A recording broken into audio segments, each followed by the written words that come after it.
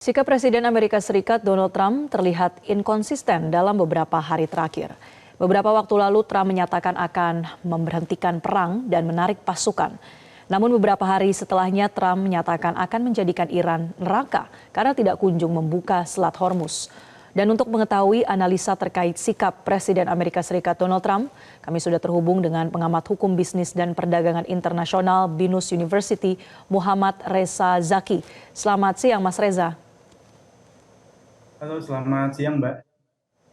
Baik, Mas Reza, kita berangkat dari pernyataan terbaru Trump yang kemudian memberikan ancaman kepada Iran jika tidak kunjung membuka Selat Hormuz.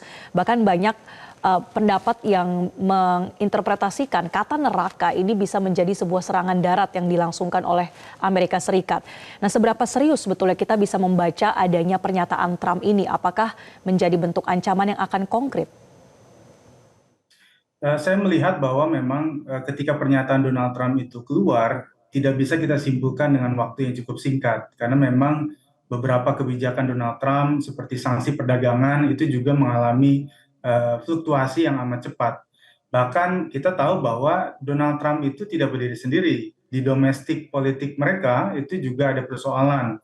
Bahkan di aspek yuridis misalnya Mahkamah Agungnya pernah membatalkan satu kebijakan yang dilakukan Donald Trump. Sama seperti halnya ketika kemudian demonstrasi 8 juta orang Amerika Serikat terhadap kebijakan no kings yang dialami oleh Amerika Serikat beberapa waktu yang lalu.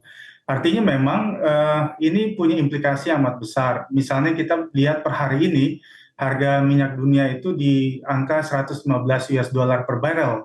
Ini kalau di kawasan Asia itu tertinggi sepanjang sejarah sejak tahun 2020. Artinya ada implikasi yang amat berat bagi ekonomi dunia. Nah, oleh karena itu makanya kemudian saya pikir memang pasar maupun juga negara-negara lain itu sangat menunggu, tidak ingin terlibat secara langsung dalam agresi yang dilakukan Amerika Serikat dan Israel. Kenapa? Karena pasti akan berikan kesempatan lewat Selat Hormuz atau kemudian perlu negosiasi yang panjang.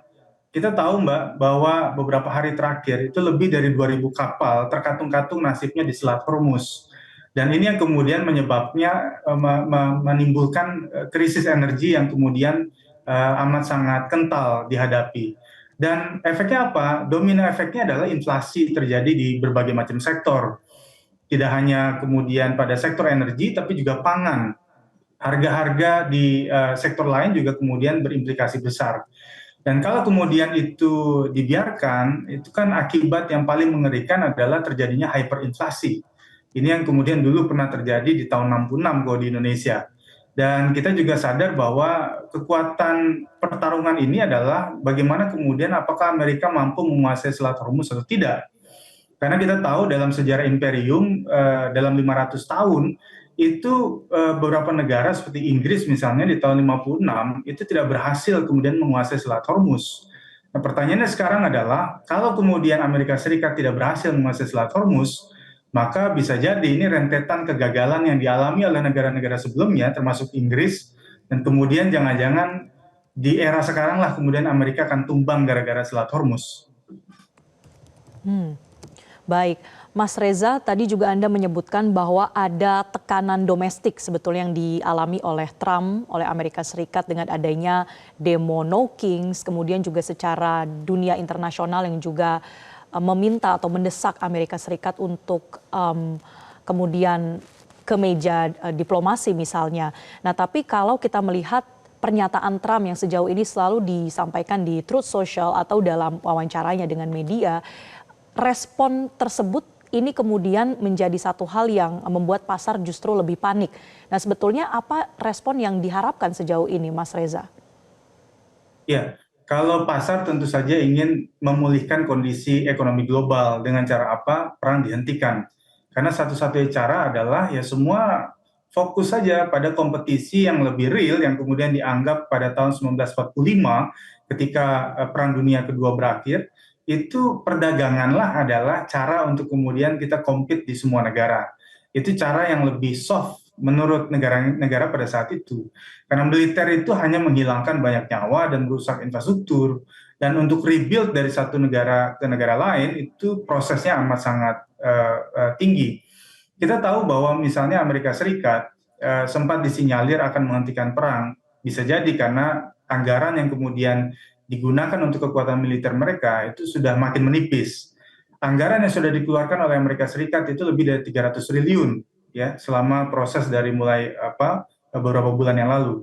Nah, kalau kemudian pasar bisa menangkap bahwa ketegangan ini segera berakhir, maka sirkulasi ekonomi akan berjalan, Selat Hormuz akan dibuka. Tapi kita harus ingat, kalaupun misalnya dihentikan perang ini, itu bagi Iran butuh waktu panjang, Mbak. Kenapa? Karena dia khawatir nanti terjadi sudden attack, serangan dadakan yang kemudian seolah-olah ini perang sudah berakhir, tiba-tiba Iran mulai melemah kekuatannya, penjagaannya, lalu kemudian tiba-tiba ada serangan dari negara tetangga misalnya, dari negara Teluk. Karena kita tahu bahwa negara di Timur Tengah itu hampir sulit kemudian kita katakan menjadi sekutu daripada Iran. Justru sebaliknya, mereka menjadi tangan kanan dari Amerika Serikat untuk kemudian menghabisi negara Iran. Nah, inilah yang kemudian saya anggap bahwa kalaupun Amerika Serikat dan Israel menghentikan perang, bisa jadi Iran itu tidak akan secepat itu untuk kemudian mengendurkan pertahanan mereka atau penyerangan mereka terhadap kondisi militer yang kemudian bisa jadi tiba-tiba akan menyerang mereka. Ya, menarik apa yang tadi Anda sampaikan Mas Reza, bahwa kalaupun perang kemudian berhenti, ini tidak bisa dijamin begitu ya berapa lama kemudian perekonomian bisa pulih seperti semula atau seperti sebelum terjadinya agresi. Tapi sebetulnya apa yang bisa kita bayangkan sekarang ini menjadi prasyarat dari kondisi recovery yang lebih smooth atau lebih cepat kalau kemudian Iran dan Amerika Serikat ini ingin berdamai atau ingin mengakhiri perang? Apa prasyaratnya Mas Reza? Iya, kalau kita perhatikan memang pertama ya, kita harus mengakui hukum internasional. Itu yang paling penting bagi semua negara. Karena kita tahu ketika dulu Liga Bangsa-Bangsa dibubarkan karena tidak berhasil mencapai perdamaian, lahirlah PBB, dan Donald Trump, Amerika Serikat itu sudah cukup jauh ya dengan 31 entitas PBB. Dan kita tahu bahwa ada pelanggaran banyak yang kemudian timbul dari pasal 2 ayat 4 UN Charter, pasal 51 Piagam PBB, dan termasuk resolusi PBB yang kemudian dilakukan oleh Amerika Serikat.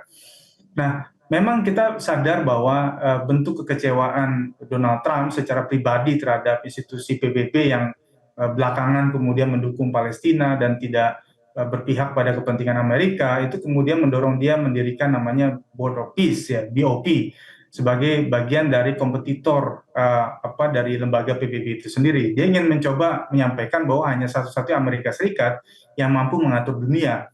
Nah, kekuatan superpower itu justru malah menghancurkan sekelilingnya negara-negara yang lain yang kemudian sedang berjuang membangun harmonisasi setelah pasca COVID-19, tapi kemudian diobrak-abrik oleh kekuatan Amerika Serikat yang kemudian kebijakannya boleh dibilang ini sangat melenceng jauh dari tujuan besar dari PBB itu sendiri, mencapai perdamaian dunia.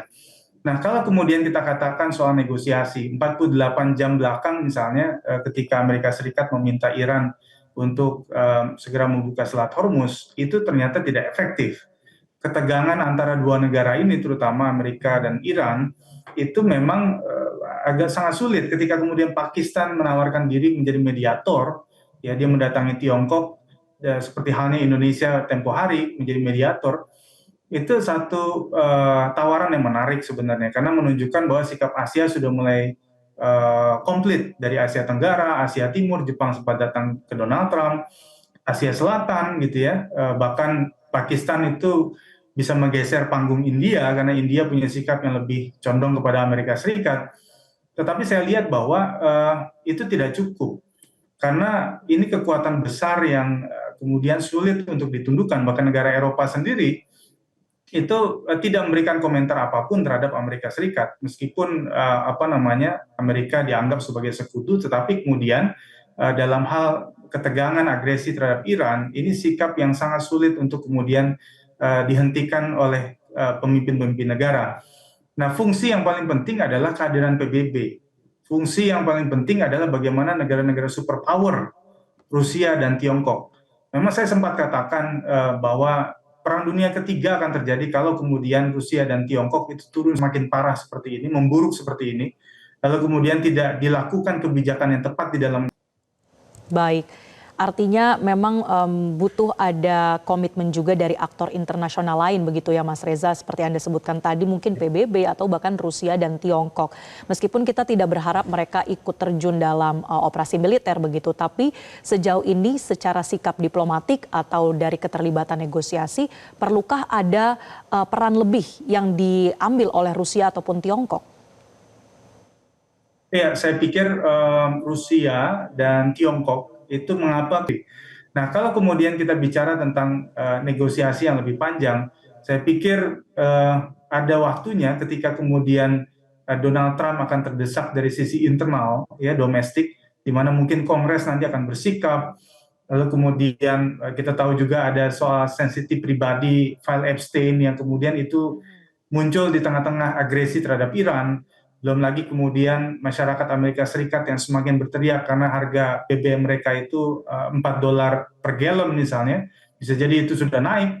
Nah ini yang kemudian menyebabkan Donald Trump ulang untuk memperlama proses ini. Karena bagi Iran menguntungkan, semakin lama perang, maka Amerika Serikat itu akan kehabisan amunisi mereka.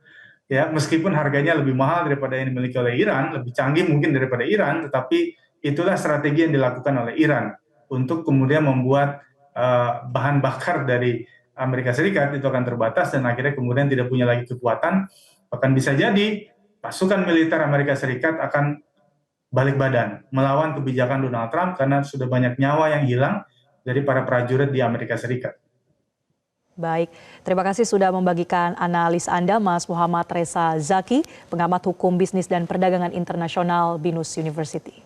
Jelajahi cara baru mendapatkan informasi. Download Metro TV Extend sekarang.